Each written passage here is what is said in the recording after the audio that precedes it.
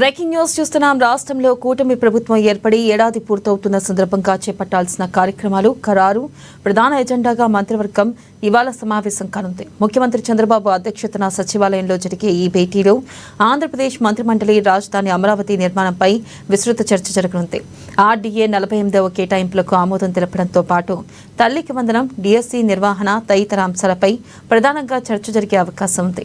June 21న అంతర్జాతీయ యోగా దినోత్సవం సందర్భంగా విశాఖలో ప్రధాని నరేంద్ర మోదీ నేతృత్వంలోని ఈ కార్యక్రమం గిన్నీస్ రికార్డు కోసం తీసుకోవాల్సిన చర్యలపై మంత్రిమండలిలో నేడు చర్చించనున్నారు.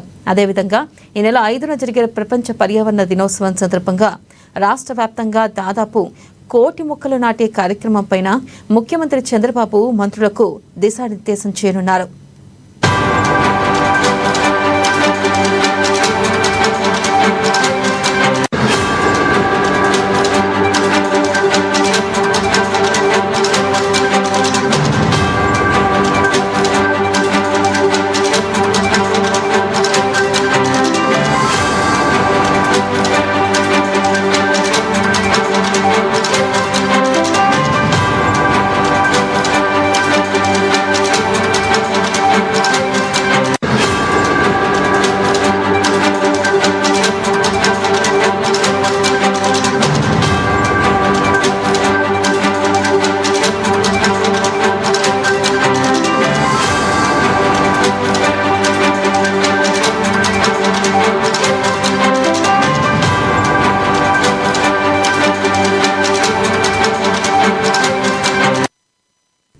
బ్రేకింగ్ న్యూస్ చూస్తున్నాం. రాష్ట్రంలో కూటమి ప్రభుత్వం ఏర్పడి ఏడాది పూర్తవుతున్న సందర్భంగా చేపట్టాల్సిన కార్యక్రమాలు ఖరారు ప్రధాన ఎజెండాగా మంత్రివర్గం ఇవాళ సమావేశం కానుంది.